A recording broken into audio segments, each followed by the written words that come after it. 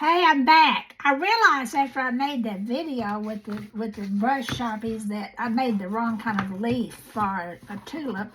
So I'm going to take this from the top. I'm going to take how to create a tulip and shade it with Sharpie brush tip twin markers with the extra help of some other Sharpies to bridge the gap. If you didn't watch the unboxing of the Sharpie brush tips, watch that one first.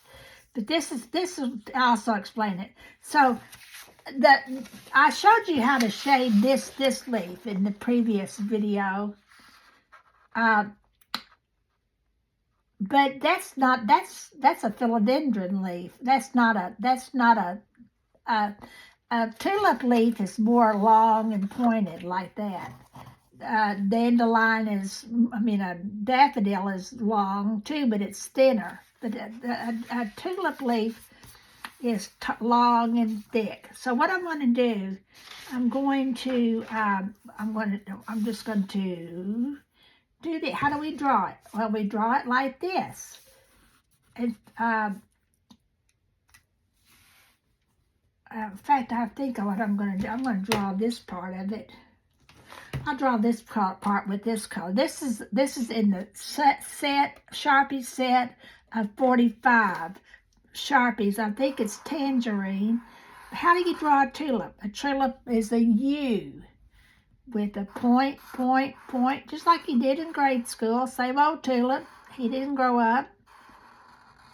Okay, now then, you see that, how I drew that? Now, I'm not going to use the orange to draw the leaf or the stem, because green and orange make brown, and I don't want those to mix. So I'm going to take the lightest color, and I'm going to make me a little stem. I'm going to make me get this out of the way. Get thee behind me, Satan.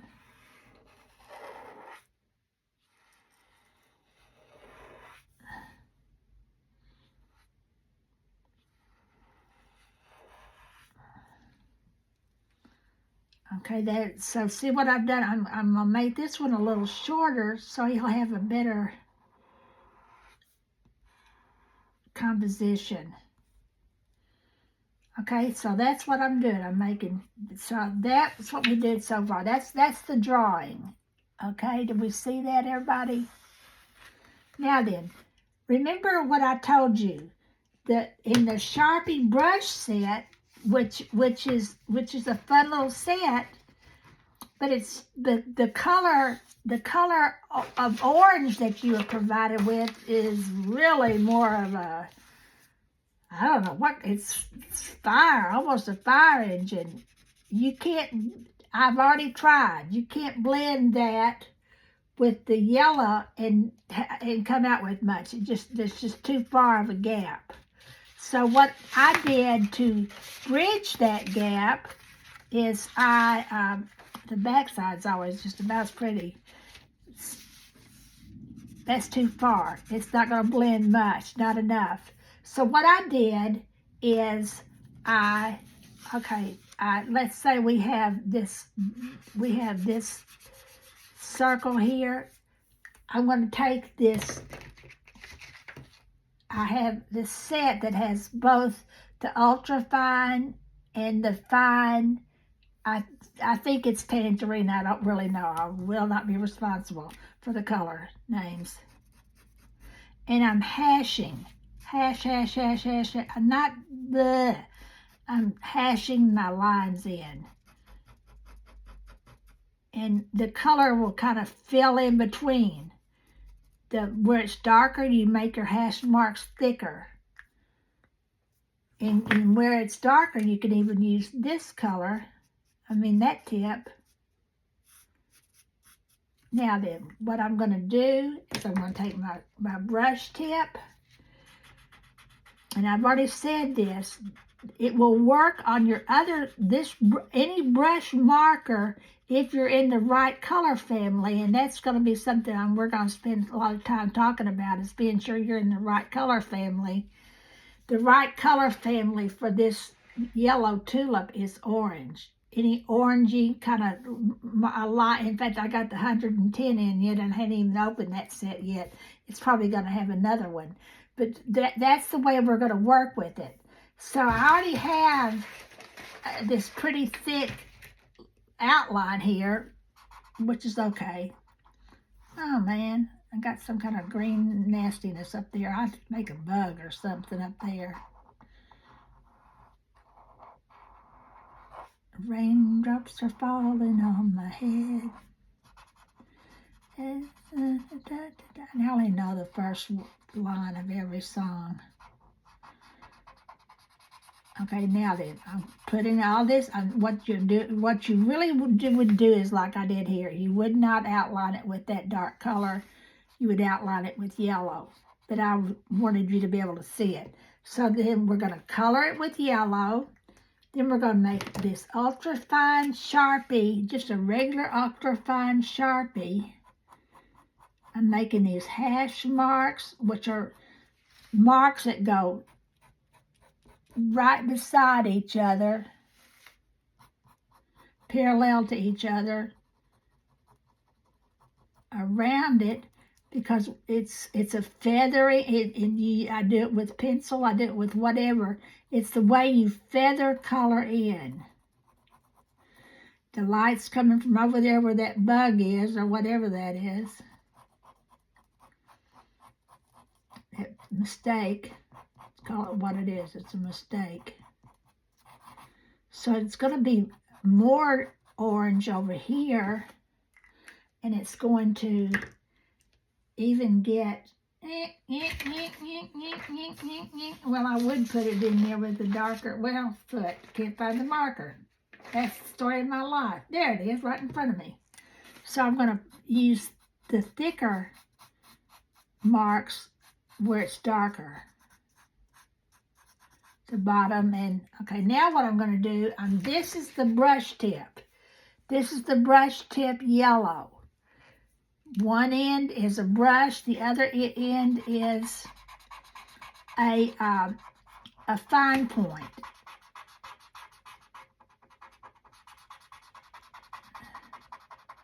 So you put the light on, then you go back and you put some dark in.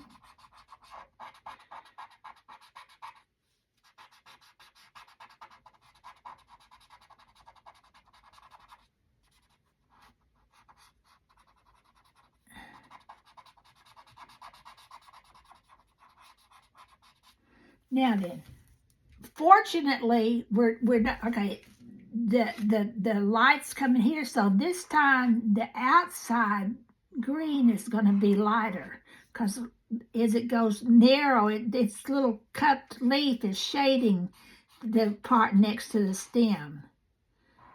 I'm going to put that yellow.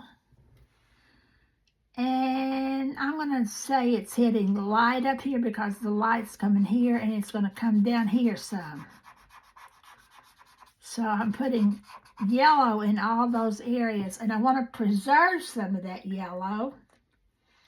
So what I'm going to do is, I wish I'd opened my other set of Sharpies, because I bet there's an in-between color there, but that's okay. Actually, nah, not here. Okay, so what I'm going to do is to go on, I'll take this end of this. I'm hash marking this in here.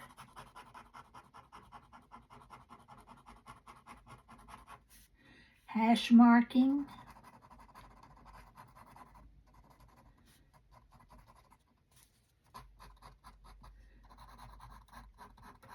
What you're doing is you're making an area that a half hashed in area that leads you to this, that's sort of a division or a separation, or, well, it's a preparation for the color, and I'll tell you all about that later. But anyway, so what I've done is I put that color there, And while I've got this, now I've got that much prepared, I'm gonna go ahead and put in this color here, this color here, this color here. This is clear as mud. Now then, where I just put in hash marks on the yellow, I'm going to go back with my yellow Sharpie, my yellow brush marker, and I'm going to start blending that.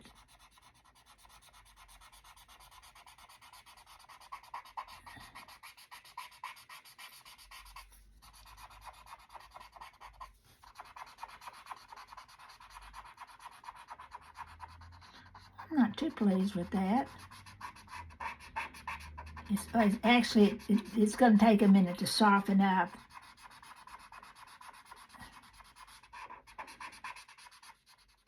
Let's see what it's doing. It's softening up. It's like softening up, softening up.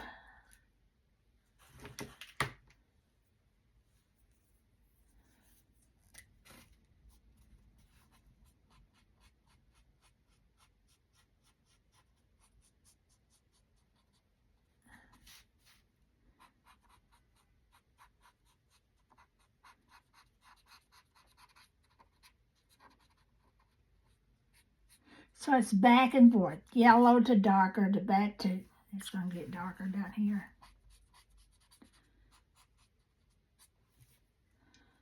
Okay, now then.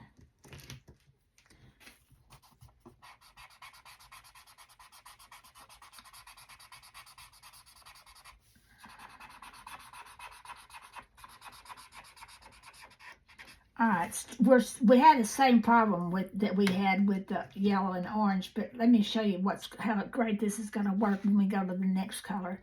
The next darker color is green, just regular green, which looks like it's green, but it's really just dark green.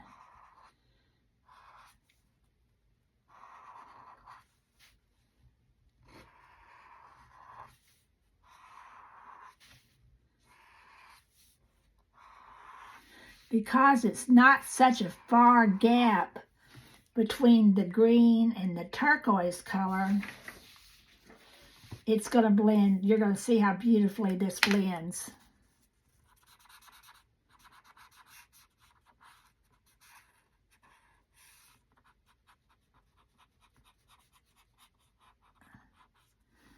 Down at the bottom, it's going to be darker. So I'm just going to go ahead and lay that all in darker. And now what I'm going to do is come in here with that's the wrong color. Is that the right color? That's the right color. See how beautifully that blends? Because it's not such a far distance between the two colors. So I'd say anything green you're going to be able to shade beautifully with this Sharpie set, with this Sharpie. And the same is going to be true with probably the magenta colors.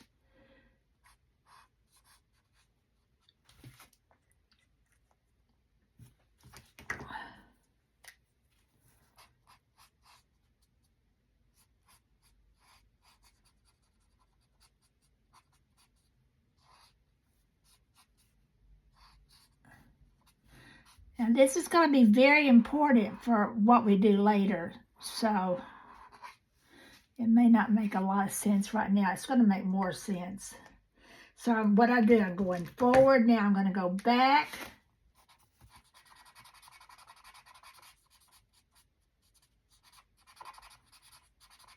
Forward and back, forward and back.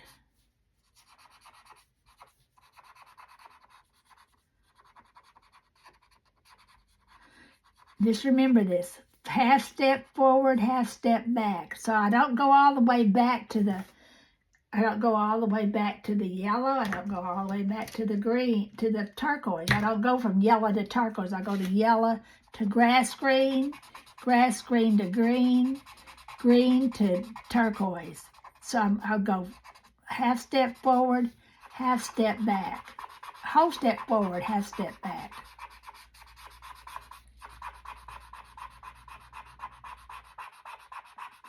It's a little contrary, but working with small areas, this is going to be beautiful. You're going to wear your tips out pretty fast, but they're not too terribly expensive. See that yellow? Now what I could do is I could come in here with turquoise for the sky.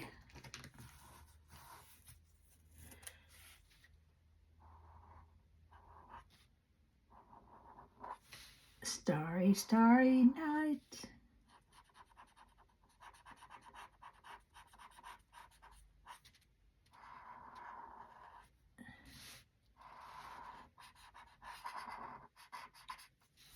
Hopefully when I get this turquoise in here, it's going to cover up my bug.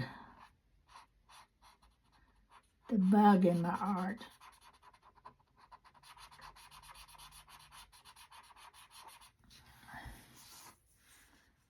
Looking pretty good, isn't it? I paint with this color. I call it teal when I paint. I paint a lot with that color. It's in painting, I would call this color phthalo blue. P-T-H-A-L-O, phthalo blue. And the more purplish version of this is Prussian blue.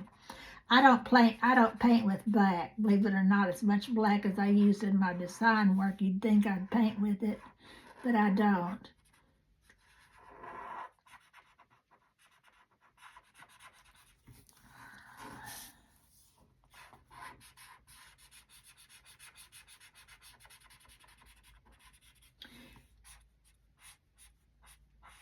The only way to keep your tips from getting frayed out and worn out is to use dedicated blend marker paper, which is so expensive. I think in my case, I would just rather go ahead and buy new markers and use these cheaper cards, because all this stuff is studies.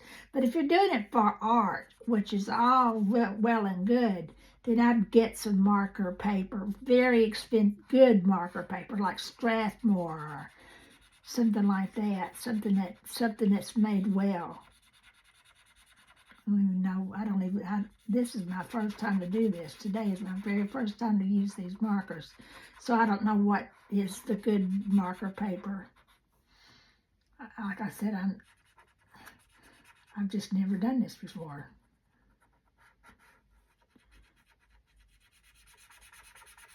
I kind of covered up my bug.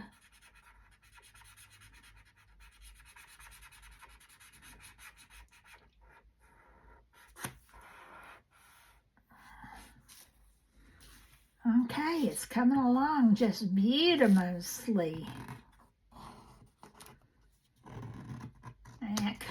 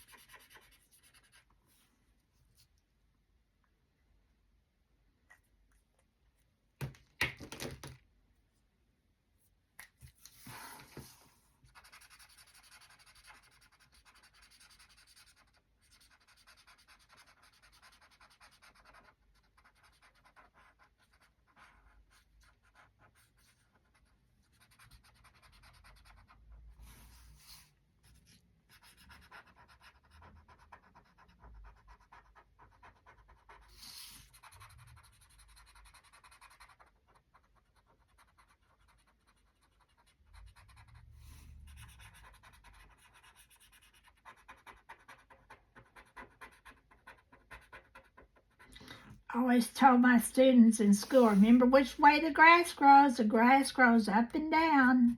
Comes out of the soil straight up. So that's the way you need to be making your marks right now, kind of up and down to make the grass. If you're going like that, that's a tennis court. Pavement. So now to put that in grass green, now I'm going to come down in here and I'm going to make a few more details in the green to shade it.